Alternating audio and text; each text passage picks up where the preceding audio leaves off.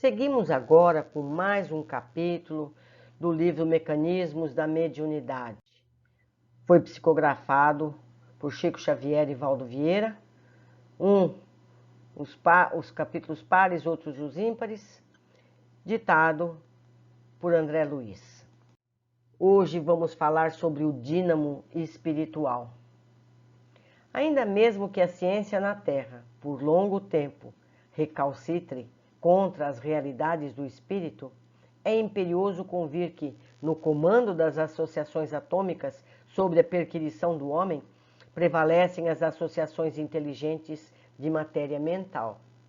O espírito, encarnado ou desencarnado, na essência, pode ser comparado a um dínamo complexo, em que se verifica a transubstanciação do trabalho psicofísico em forças mento-eletromagnéticas, forças essas que guardam consigo, no laboratório das células em que circulam e se harmonizam, a propriedade de agentes emissores e receptores, conservadores e regeneradores de energia.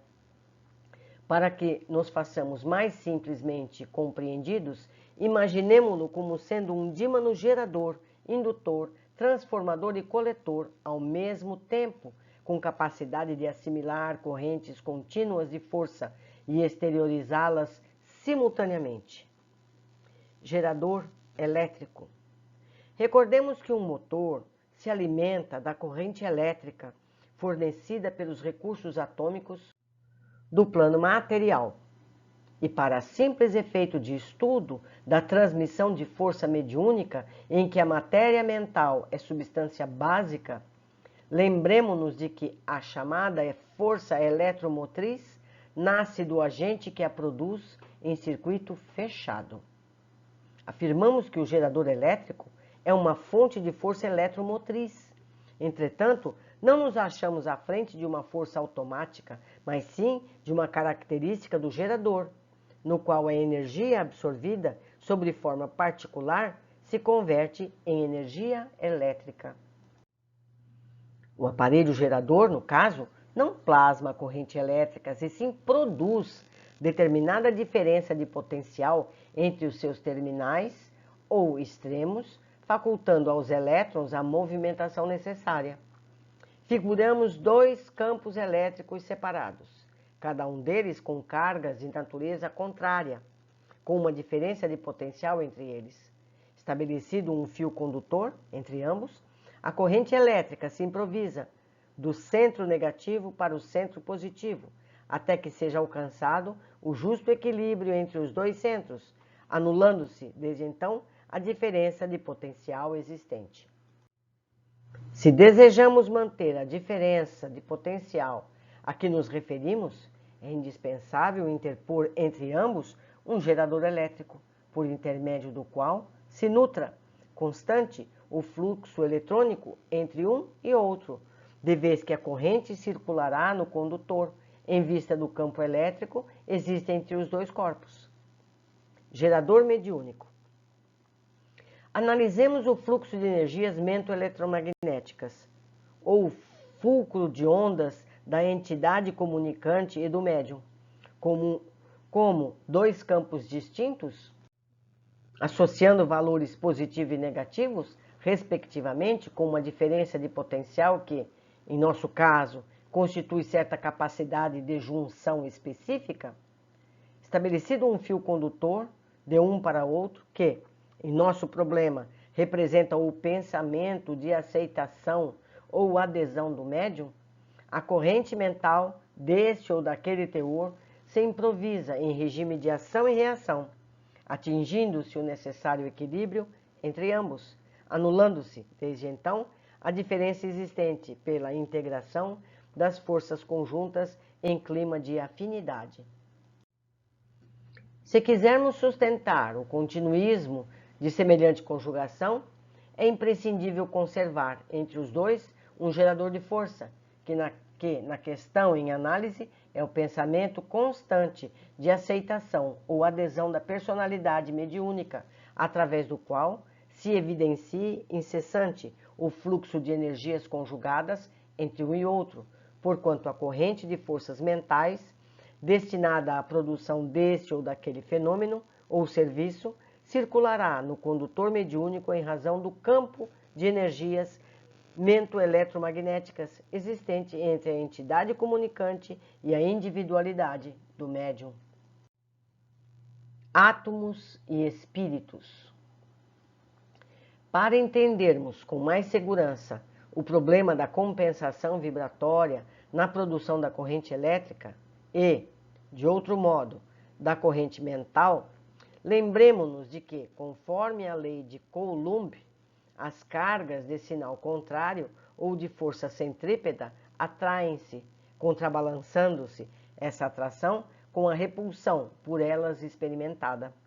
Ante as cargas de sinal igual ou de força centrífuga, a harmonia eletromecânica do sistema atômico se verifica toda vez que se encontre neutro ou, mais propriamente, quando as unidades positivas ou unidades do núcleo são em número idêntico ao da negativa ou aquelas de que se constituem os elétrons.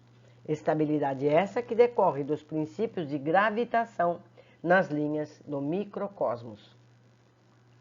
Afirma-se, desse modo, que existe uma unidade de diferença de potencial entre dois pontos de um campo elétrico, quando a ação efetuada para transportar uma unidade de carga, ou um coulomb, de um ponto ao outro, for igual à unidade de trabalho.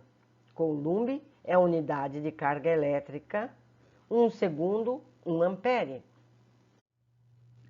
Entendendo-se que os mesmos princípios predominam para as correntes de matéria mental, embora as modalidades outras de sustentação e manifestação, somos induzidos a asseverar, por analogia, que existe capacidade de afinização entre um espírito e outro, quando a ação de plasmagem e projeção da matéria mental na entidade comunicante for mais ou menos igual à ação de receptividade e expressão na personalidade mediúnica.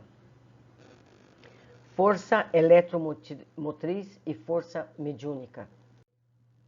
Compreendemos que se dispomos em toda parte de fontes de força eletromotriz, mediante a sábia distribuição das cargas elétricas, encontrando-as a cada passo, na extensão da indústria e do progresso, temos igualmente variados mananciais de força mediúnica, mediante a permuta harmoniosa, consciente ou inconsciente, dos princípios ou correntes mentais, sendo possível observá-los em nosso caminho, alimentando grandes iniciativas de socorro às necessidades humanas e de expansão cultural.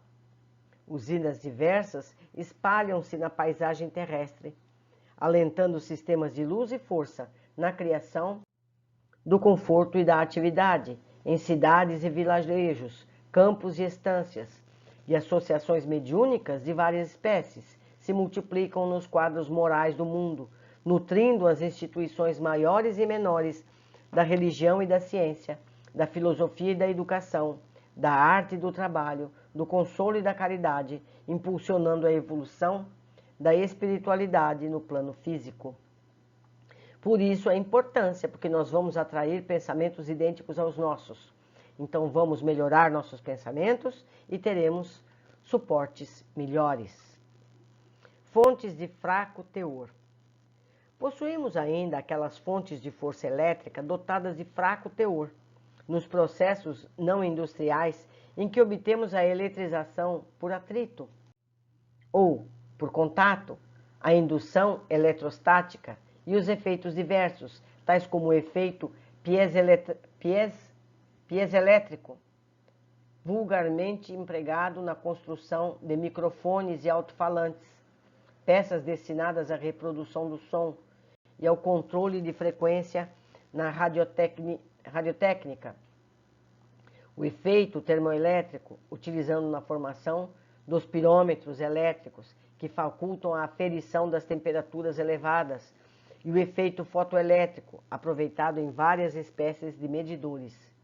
Em analogia de circunstâncias, assinalamos em todos os lugares os mananciais de força mediúnica, a se expressarem por mais fraco teor nos processos não ostensivos de ação, do ponto de vista da evidência pública, pelos quais servidores abnegados do bem conseguem a restauração moral desse ou daquele companheiro rebelde, a cura de certo número de almas doentes, a repetição de avisos edificantes, a assistência especializada a múltiplos tipos de sofrimento ou a condução enobrecedora do grupo familiar a que se devotam.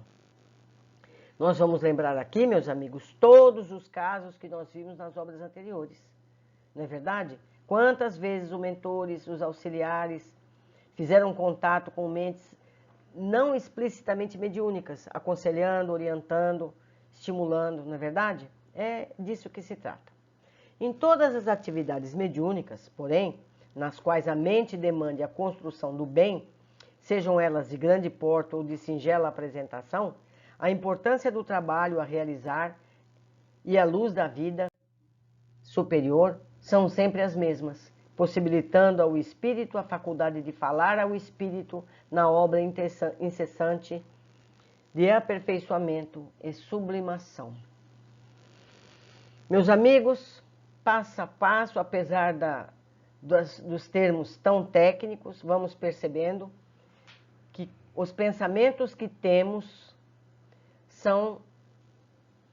são criadores do ambiente em que vivemos. Então, em tudo é pensamento. Vamos cuidar mais, zelar mais pela nossa fonte de emissão. Um abraço a todos e eu os espero no próximo capítulo.